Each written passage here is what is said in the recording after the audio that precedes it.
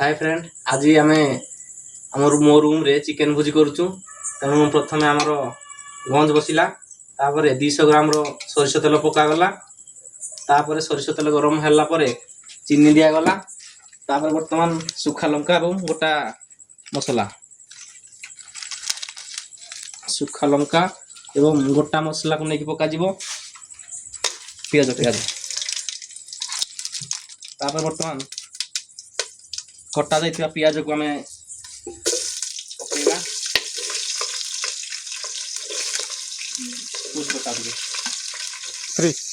बर्तमान आम पियाज देखो, बर्तमान पियाज रेड कलर टी धरती रेड ब्राउन है बर्तमान आम ग्राइंडिंग करथिबा अदा एवं रसुण पेस्ट को से दबा।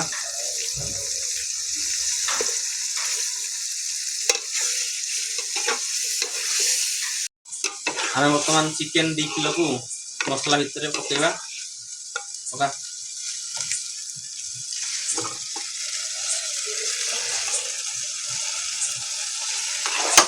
10 ରୁ 15 मिनट बर्तमान आम कषा।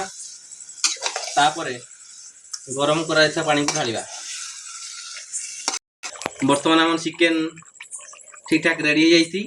खाली रहा आमर गरम मसला दबा। बर्तमान गरम मसला देके आम ओल्हेबा एवं खाइबा।